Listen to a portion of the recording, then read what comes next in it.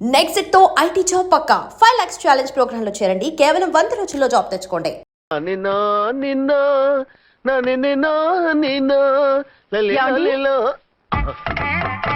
నా మాట వినకుండా వెళ్ళారు. ఇప్పుడు చూడండి ఎంత బాధపడుతున్నారో. లేవండి. లేస్తే పడుకోలేను. నేను పడుకోబెడతానుగా. లేవండి, జ్యూస్ తాగుదురు గాని. ఇప్పటికి 6 సార్లు తాగాను, ఇంకా నా వల్ల కాదు. అలా అనకండి, భోజనం లేదుగా, నీరసం వస్తుంది. పట్టండి. అయ్యో వద్దండి, వద్దండి. అండినా అండి అన్నానండి అనే ఉంటానండి. ఈ బాంబులు తాకిడికి ఎవరితో ఏం మాట్లాడుతున్నానో అర్థం కావట్లేదండి బాబోయ్. మీ మాటలో కూడా తేడా వచ్చింది. అదండి బాంబింగ్ ఎఫెక్ట్ అండి. మూతి పగిలి 4 ఖర్చుకున్నాను. అయ్యో, మీకేదైనా అయితే నాకు దిక్కెవరు? ఆయనే, ఇంకెవరు? ఆయన ఎవరు? ఆయనంటే దేవుడు. దేవుడు. సర్లే, పట్టండి. ఏంటలా వణుకుతున్నారు? పైనుంచి కిందకి ఎర్తవుతుంటే వణకుండా ఎలా ఉంటాను? నాకు అసలే సహనం తక్కువ. కాస్త దూరంగా ఉండండి. సారీ అండి. ఇంతటి దానికి సారీ ఎందుకండి? సారీ మార్చుకుని వస్తాను. ఉండండి.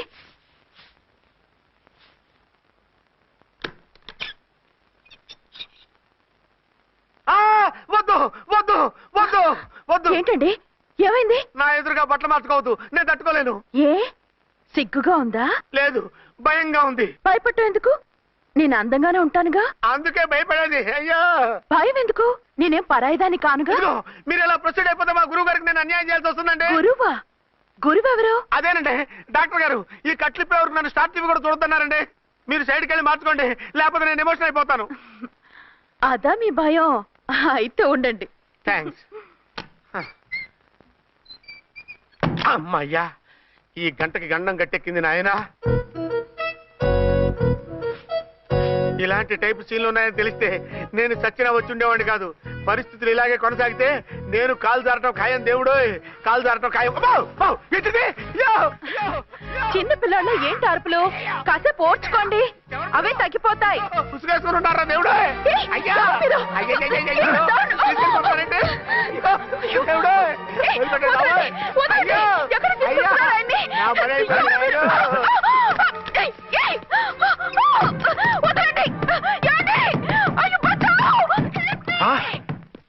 ఏంటో కేకలు? ఝాన్సీ గొంతులో ఉందండి. ఓరి నాయనో, ఆ దరిద్రుడు ఝాన్సీని చూసి అటెంప్ట్ ఏమైనా చేసేస్తున్నాడేమో.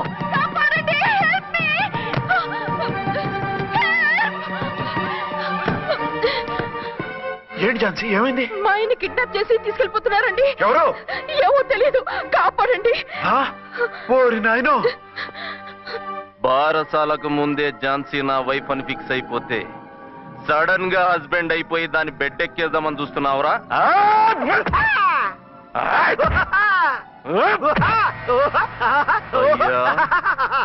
నేనింత సీరియస్ గా కొడుతుంటే వీడు కామెడీ లెక్క నవ్వుతుండేంది? ఈడి ఏడిపోయి ఇలా లాఫింగ్ టైప్ లో ఉంటదేమో. ఇంకో 2 రౌండ్లు వేసుకో. వేసుకోరా బాబు.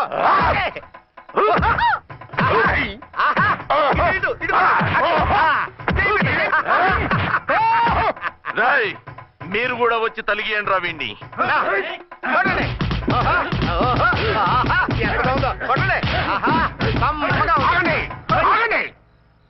ఈడు ఎందుకు ఏడవకుండా నవ్వుతున్నాడో నాకు ఇప్పుడు అర్థమైంది. ఎందుకు? డల్ల పరుపు మందాన బ్యాండేజ్ చుట్టుంటే దెబ్బ ఎలా తగులుతుంది? గదా సంగతి. అదే రేయ్, కట్లు మొత్తం ఇప్పి కొట్టుర్రా వీణ్ణి. వద్దు వద్దు, కట్లు మాత్రం ఇప్పొద్దు. ఏ లోపట బట్టలు లేవా? డ్రాయర్ కూడా లేదు. ఏం పర్లేదు, మేము మగాళివే కదా. ఇప్పండి రా. వద్దు వద్దు బాబాయ్, కట్లిపోతున్నారు బాబోయ్. బాబా, ఏంటిది? రక్షించండి సార్, నన్ను రక్షించండి సార్.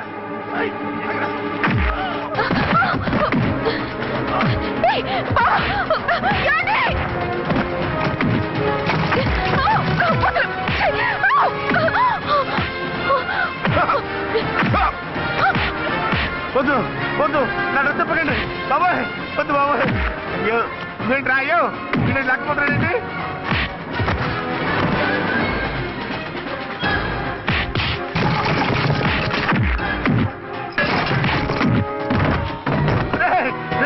నాకంటూ రా, ధర్మం చేస్తావు రే.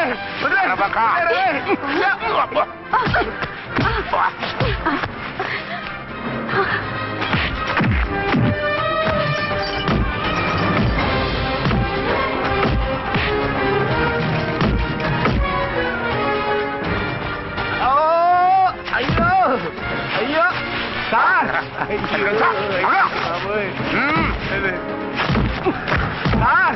సార్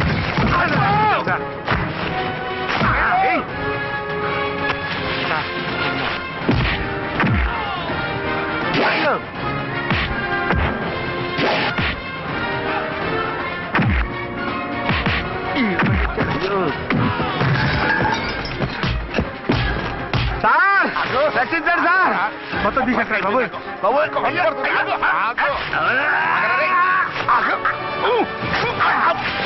మళ్ళీ స్లిప్ అయిపోయి ఉంటారు నాయన. సార్ సార్ రక్షించండి సార్ సార్ రక్షించండి సార్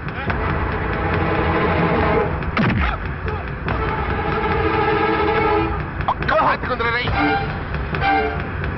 వేసరే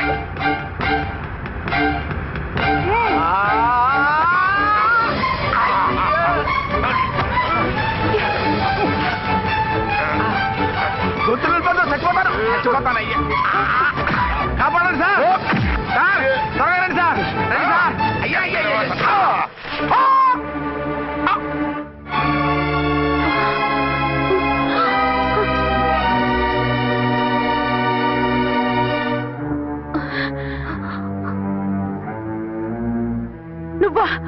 నువ్వు ఈ వేషాలు ఎందుకు వచ్చావు? నన్ను ఎందుకు మోసం చేశావు? సారీ, నిన్ను మోసం చేసిన వీడి కాదు, వారు. మా ఆయన ఎక్కడా? బైబిల్ మొత్తం చదివి ఏ సుప్రీం ఎవరని అడుగుతా వింటమ్మా. ఎంతకాలం నీకో మొగుడు ఉన్నారనుకుని తెగ మురిసిపోయారు. కానీ మీరు కట్టుకున్నది పంచుకున్నది ఒకే ఒక మొగుణ్ణి, వారే వీరు.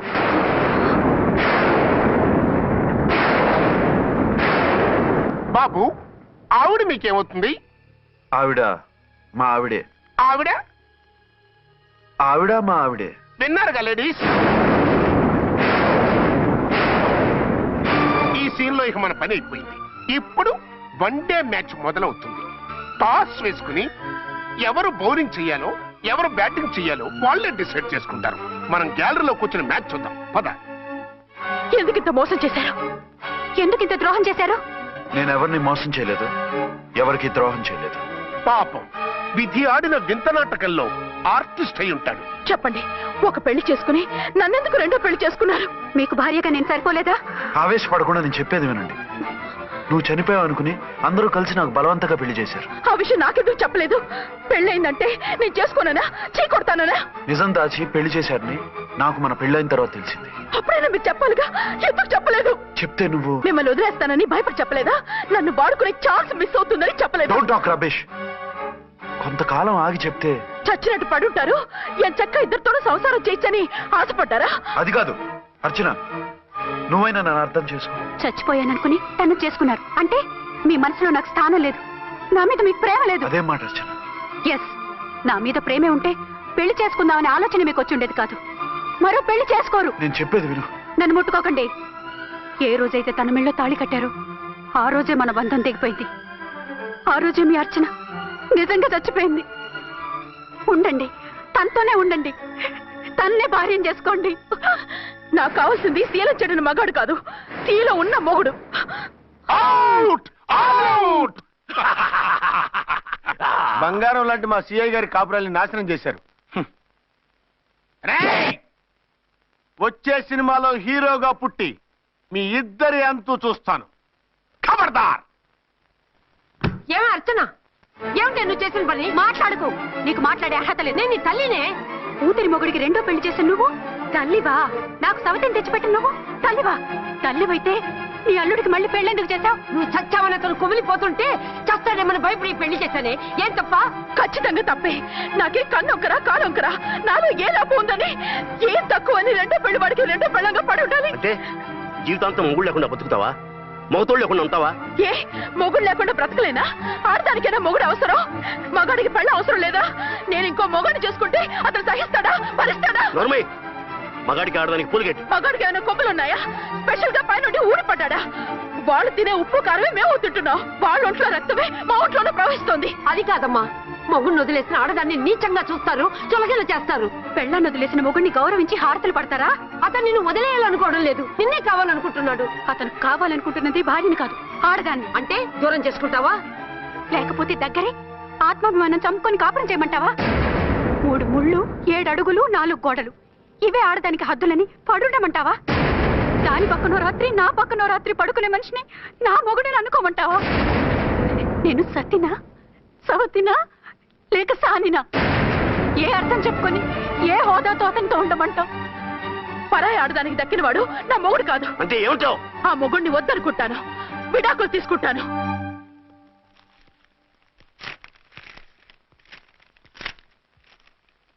ఏమిట్రా అది? లాయర్ నోటీసులు. లాయర్ నోటీసులు ఎవరు పంపారు? నీ కోడళ్ళు. దేనికి? వాళ్ళకి విడాకులు కావాలంట. నువ్వెందుకురా బాధపడతావు? సిగ్గు ఎగ్గు లేకుండా విడాకుల కోసం కోర్టుకెక్కినందుకు వాళ్ళు బాధపడాలి. నీలాంటి మంచి మొగుడిని దూరం చేసుకుంటున్నందుకు వాళ్ళు ఏడవాలి. మీసం లేని వాళ్ళు వాళ్ళకి అంత పట్టుదల రోషం ఉన్నప్పుడు మీసం ఉన్న మగాడివి నీకెంత ఉండాలరా? వాళ్ళకి నువ్వు అక్కర్లేనప్పుడు నీకు వాళ్ళు అక్కర్లేదు. ఇంతకాలం నువ్వు చెప్పింది నేను విన్నాను, ఇప్పుడు నేను చెప్పింది నువ్వు వినాలి. మొగుండి వదిలేసిన వాళ్ళకి మొగుడు దొరకలేమో కానీ పెళ్ళాం వదిలేసిన మొగుడికి 1,00,000 మంది దొరుకుతారు. నువ్వు మళ్ళీ పెళ్లి చేసుకో. అప్పుడు గాని జనం నేల మీద ఉయ్యరు. ఊహించుకుని పనిచేసింది వాళ్ళురా. నువ్వు వాళ్ళని మర్చిపోలేక జీవితాంతం నరకనుభవిస్తుంటే చూసి ఆనందించాలని వాళ్ళ ప్లాన్. నువ్వు మళ్ళీ పెళ్లి చేసుకుంటే ఆ కుక్కలు చెప్పుతో కొట్టినట్టు అవుతుంది. అంటే ప్రతీకారం కోసం పెళ్లి చేసుకోమంటావా? లేకపోతే ఇంకా వాళ్ళకి మొగుండని వాళ్ళ ఫోటోలు పట్టుకుని కుళ్ళి కుళ్ళి ఏడుస్తావా? ఒక్కసారి చేసిన తప్పుకే నరకం అనుభవిస్తున్నాను. మళ్ళీ జీవితంలో అటువంటి పొరపాటు చేయను. పోనీ చెయ్యని పొరపాటు చెయ్యి, కొత్త వాడు చేసుకో.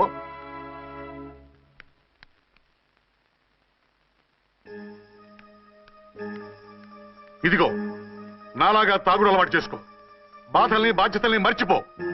పెళ్ళాలు వదిలేసిన మొగుడని అవమానం పడే కంటే గౌరవంగా తాగుబోతు అనిపించుకో.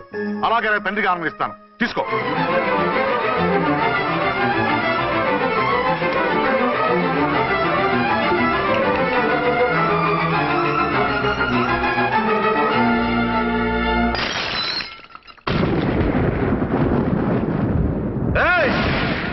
అర్చన, ఝాన్సీ, బయటికి రండి. అంటే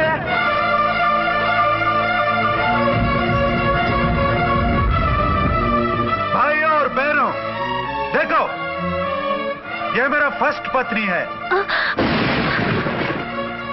ఇది నా సెకండ్ పత్ని. ఏంటి ఆ లుక్లు? తాగొచ్చానా?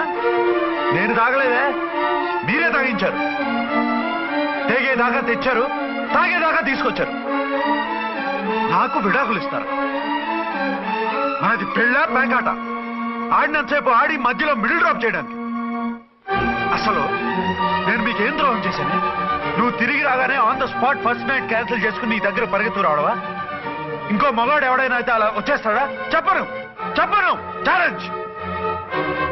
నువ్వు చచ్చావనుకుని పిచ్చి వెదవలా తయారయ్యాను. కళ్ళు పూసుకుంటే కళ్ళలోకి వస్తున్నావని కంటికి నిద్ర లేకుండా కడుపుకి తిండి లేకుండా గడిపాను. చచ్చి నీ దగ్గరికి వద్దాం అనుకున్నాను.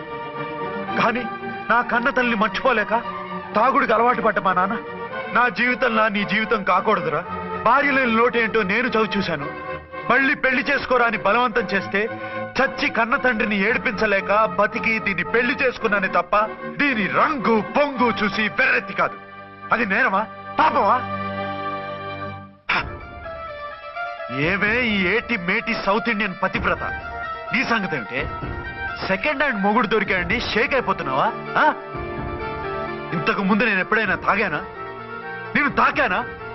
కామం కళ్ళకెక్కి నీతో మంచం ఎక్కానా? మజా చేశానా? పెళ్ళైన తర్వాత కూడా నిన్ను పతివ్రతలా బతకనిచ్చాను కదే. నేనే దుర్మార్గుడిని అయితే, ఆడదాన్ని అవసరంతో ఏడ్చేవాడిని అయితే, ఎప్పుడో నిన్ను చెడిపోయేదాకా చెడగొట్టేవాడిని. కానీ ఎందుకు అలా చేయలేదు? ఎందుకు నీది తప్పలేదు? భార్యగా అర్చన నాలో బతికుంది కాబట్టి. నిజం చెప్పలేదు అని చెప్పుకోవాల్సిన మేకలా గించుకుంటున్నావు. ఎందుకు చెప్పలేదో తెలుసా? నా కూతుర్ని ఎవరు చేసుకోవడం లేదు, రెండో పెళ్ళంటే వద్దంటుంది అని మా బాబు దగ్గరకు వచ్చి ఏడిస్తే నాకు అబద్ధం చెప్పి నీకు తాళి కట్టించారే. 20 ఏళ్లుగా కనీ పెంచిన నీ అబ్బే నీకు నిజం చెప్పినప్పుడు నేనెందుకు చెప్పాలి? అది బతికొచ్చిన తర్వాత మా వాళ్ళు నీకు నిజం చెప్పలేదని తెలిసింది. అప్పుడు నాకు ఇదివరకే పెళ్ళయింది, చచ్చిందనుకున్న నా పెళ్ళం తిరిగి వచ్చిందని నీకు చెప్తే గుండె పగిలి చేస్తావని నీకు చెప్పలేదే.